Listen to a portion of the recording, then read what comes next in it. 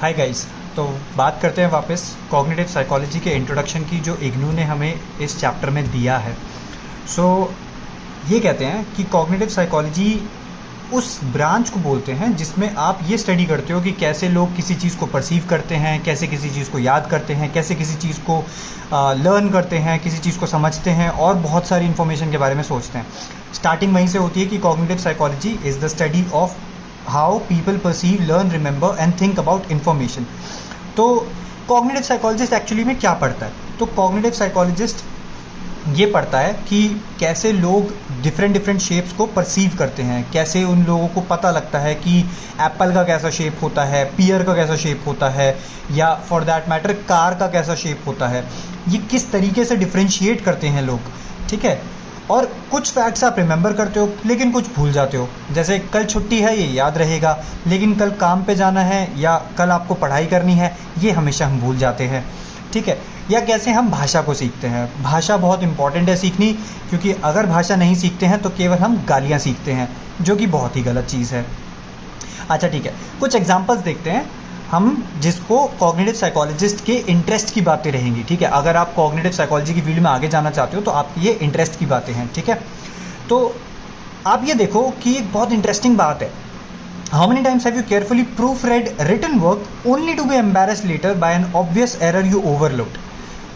मतलब कितनी बार ऐसा हुआ है कि आपने एक चीज़ को पढ़ा, 2 बार पढ़ा, 3 बार पढ़ा, 10 बार पढ़ा, 12 बार पढ़ा, एंड स्टिल सामने से कोई बंदा आता है, अरे यार तुमने वहाँ पे ये गलती कर दी, ये प्रूफ रीड ढंग से नहीं करा है, जबकि आपको लग रहा था कि ये मिस्टेक थी ही नहीं, बड़ी ही ऑब्वियस सी मिस्टेक होती है, राइट। कि बहुत सी बार ऐसा होता है, अग्रीड। तो बहुत सी बार हम देखते हैं कि जो भी हम डिटरमाइन करते हैं, जो भी हम देखते हैं, वो किस बात पे होता है? कंटेक्स्ट के बेसिस पे होता है, ठीक है। कि हमारा कंटेक्स्ट क्या बोलता है, हमारी बात, हमारा पर्सपेक्टिव क्या बोलता है कि हमारी साइड से वो चीज़ एक्चुअली में थी। अगर मैं अपने किसी भी रिटन सेंटेंस में मान लो द को ओमिट कर रहा हूँ, या फिर मैं इसको एज नहीं पढ़ रहा हूँ, तो मेरे हिसाब से ये एज यहाँ पे था ही नहीं, ठीक है। आप समझ गए मेरी बात को? ओके। अगर नहीं समझे हो तो वीडियो को रिवर्स करके दोबारा सुन लो। आगे बढ़ते हैं। तो explanations of this kind of difficulties are found in the discussion of attention. यानी कि आप जब ये वाली प्रॉब्लम्स करते हो तो हम ऐसे में कॉग्निटिव साइकोलॉजिस्ट होने के नाते हमारा काम बनेगा कि आप अटेंशन वापस पढ़ो, अटेंशन को देखो कि अगर अटेंशन में कोई दिक्कत है या नहीं है। ओके। तो जब आप टेलीफोन से कोई नंबर डायल करते थे, अच्छा ये पुराने ज़माने की बात करें क्योंकि इग्नू बहुत पुराना है, ठीक है। तो पुराने ज़माने में जब टेलीफोन डायरेक्टरी फ़ोन को घुमा करके वो गिर गिर गिर करने वाला फ़ोन होता था ना, तो उससे जब फ़ोन मिलाते थे तो आप ना पेन नंबर नोट करके रखते थे, आप पेन को नोट डाउन करके रखते थे कि यार यहाँ पे कोई भी चीज़ होगी मैं लिख लूँगा फटाफट, ठीक है। बट अगर आप नहीं नोट कर पा रहे हो और अगर आपके पास पेन पेपर नहीं है तो आप उस नंबर को बार बार रिपीट करते रहोगे। हाँ, 9876215532, 9876215532 ऐसा कुछ नंबर बोलोगे आप, ठीक है। ये मिला मत देना, किसी और का होगा तो मुझे बहुत मारेगा, ठीक है। ओके। सो आपको बार बार वो कॉल करना पड़ता था और कॉल करने के बाद भी इंक्वायर करना पड़ेगा कि भाई ये उसी का नंबर है या नहीं है ना। तो ये जो प्रॉब्लम होती है वो शॉर्ट टर्म मेमोरी की प्रॉब्लम होती है। These are associated with short term memory, कि आपकी जल्द से जल्द छोटी से छोटी मेमोरी मतलब जो लंबे समय तक नहीं टिकती, उसके ऊपर की ये प्रॉब्लम है, ठीक है। अच्छा, do you remember the experience of working on a problem और a puzzle that you were unable to solve, but after taking a break from the problem you were subsequently obtained a solution. यानी कि ये कहना चाह रहा है कि ऐसा हुआ था आपके साथ में कि आप किसी प्रॉब्लम से जूझ रहे थे, और ये अक्सर लाइफ में आपके होता है कि आप किसी प्रॉब्लम से जूझ रहे हो, आप किसी प्रॉब्लम को फेस कर रहे हो और आप कुछ देर के लिए उस प्रॉब्लम के बारे में सोचना बंद कर दो, ठीक है। तो वो प्रॉब्लम ऑटोमेटिकली सॉल्व हो जाती है। इसके ऊपर मैं एक बहुत बढ़िया एग्जांपल देता हूँ आपको। मान लो आपको सर में दर्द हो रहा है, ठीक है। अब अगर सर में दर्द हो रहा है ना, तो आप एक काम करो, आप अपनी उंगली को यहाँ से काट दो, चाकू से काटना, ठीक है। तो जब उसमें खून निकलेगा तो आपको सर दर्द नहीं होगा।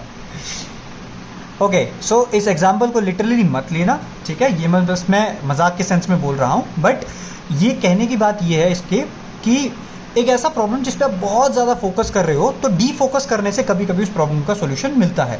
तो this phenomena is known as incubation effect. Incubation effect हम आगे समझेंगे क्या होता है। इंक्यूबेशन इफेक्ट है along with other commonly experienced events is an aspect of problem solving. यानी कि कॉग्निटिव साइकोलॉजी में जब प्रॉब्लम सॉल्विंग की हम बात करेंगे तो उसमें एक तरीका होता है इंक्यूबेशन इफेक्ट, जिसमें आप प्रॉब्लम को कुछ देर के लिए छोड़ देते हो, शेल्फ कर देते हो उसके और अपने बीच में एक दीवार बना लेते हो। तो जब ऐसा कुछ काम करोगे तो उसको इंक्यूबेशन इफेक्ट बोलेंगे और उससे सॉल्यूशन मिलता है। ये भी एक कॉग्निटिव साइकोलॉजिस्ट के इंटरेस्ट की बात है। ओके, अच्छा, कुछ ऑब्जेक्ट्स जो होते हैं वो बहुत दूर होते हैं जब भी, स्पेशली फॉगी डेज में ऐसा लगता है कि जैसे ये सामने वाली गाड़ी बहुत दूर है, पर लेकिन वो बिल्कुल हमारी नाक के सामने होती है। ठीक है, तो ये एक्चुअली में वो बोल रहे हैं कि इसका बहुत ध्यान रखें, क्योंकि आपको ड्राइविंग में, आपको जब भी ड्राइव कर रहे होंगे तो आप बहुत खतरा क्रिएट कर सकते हैं दूसरे लोगों के लिए, ठीक है, और एक्सीडेंट कर सकते हैं। तो ऐसा नहीं करना है, ठीक है। परसेप्शन का ध्यान देने के लिए, ये परसेप्शन की बात आती है, ठीक है। ये बहुत सारे एग्जांपल्स का ये कुछ पार्ट का एग्जांपल है कि जिसमें आप समझ सकते हो कि कॉग्निटिव साइकोलॉजी में हम क्या क्या सीख सकते हैं, क्या क्या समझ सकते हैं। हर एक प्रॉब्लम जो आपकी थिंकिंग कैपेसिटी पे क्वेश्चन करती है, वो प्रॉब्लम आप कॉग्निटिव साइकोलॉजी में पढ़ सकते हो, ठीक है। अच्छा, 2 points about these examples should be considered as we attempt to gain an overview of cognitive psychology। क्या है वो 2 points, आइए समझते हैं। पहला, all represent instances of difficulty or failure of mental processes। ये सारे के सारे जो हमने अभी पॉइंट्स देखे थे उन सब में कहीं ना कहीं हमारी मेंटल कैपेसिटी का फेलियर है, ठीक है। आप कोई चीज़ सॉल्व नहीं कर पा रहे थे पिछले एग्जाम्पल्स में। अगर नहीं याद रह रहा हो तो वीडियो को रिपीट करके वापस पीछे पॉज करके देख लो। We rarely think of them unless we fail to work. यानी कि अगर आपकी डेली बेसिस पे आप सारा काम अच्छा कर रहे हो तो आपको कोई प्रॉब्लम नहीं आती है, लेकिन एक दिन वो काम अच्छा नहीं करते तो आप अचानक से ही देखना शुरू कर देते हो कि यार आज क्या दिक्कत हो गई, प्रॉब्लम कहाँ आ रही है, right. Failure of mental processes are immediately noticed because they can be frustrating, embarrassing and sometimes even dangerous, and consequently such failures become useful tools for the psychological analysis of mental phenomena। तो basic point वो ये कहना चाह रहे हैं कि देखो, जब तक आपकी ज़िंदगी एकदम स्मूथ सिंगल लाइन में चल रही है तब तक कोई दिक्कत नहीं होती, लेकिन एक बार आपकी लाइन में ऊपर नीचे ऊपर नीचे ऊपर नीचे कुछ आ गया तो आपको जो है प्रॉब्लम फेस होती है। कॉग्निटिव साइकोलॉजिस्ट इस फिनोमिना पे काम करते हैं, ठीक है। और वैसे भी यही लाइन होती है जिंदा आदमी की, यानी कि लाइव आदमी की, और ये लाइन होती है डेड आदमी की। तो कॉग्निटिव साइकोलॉजिस्ट डेड आदमी पे कोई काम नहीं कर सकते, क्योंकि डेड आदमी का लाइन में ऊपर नीचे नहीं हो रहा है, लाइफ में ऊपर नीचे नहीं हो रहा है। जब भी आपकी कोई भी मेंटल प्रोसेस ब्रेक डाउन करेगी तो वो कॉग्निटिव साइकोलॉजिस्ट के लिए एक अपॉर्चुनिटी बनेगी, ठीक है। बच के रहना यार इनसे, ये पागलपन को अपॉर्चुनिटी मानते हैं। ओके, आगे बढ़ता हूँ। Cognitive psychology is interested in what is generally called mental phenomena, ठीक है।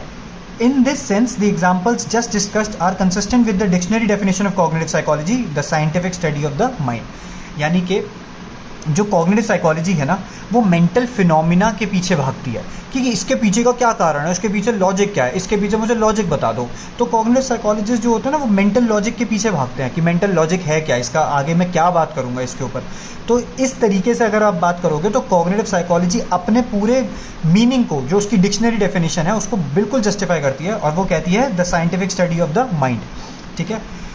तो while it is hoped that examples help clarify the definition, questions undoubtedly remain concerning how one goes about the scientific study of mind। okay, simple सी बात है यार, आपने अभी बहुत कुछ सीखा, तो अब आप इस पर एक्चुअली में क्वेश्चन करना चाहोगे, राइट, कि यार कैसे मैं इस चीज़ को साइंटिफिकली कैसे स्टडी कर लूँ, मैं ऐसे कैसे बता दूँ कि किस इंसान की प्रॉब्लम को मैं मार्कर्स आइडेंटिफाई कर पाऊँ कि इसमें पैटर्न ढूंढ पाऊँ।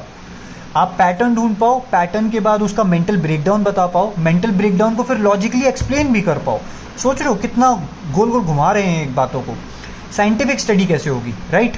साइंटिफिक स्टडी हमारा क्वेश्चन बनता है कि यार अगर ठीक है, मैंने बोल दिया कि कॉग्निटिव साइकोलॉजिस्ट पढ़ते हैं इन चीज़ों को, तो कैसे पढ़ते हैं, साइंटिफिकली कैसे बातें करेंगे, तो वो हम देखेंगे हमारे नेक्स्ट वीडियो में। तब तक के लिए स्टे ट्यून्ड।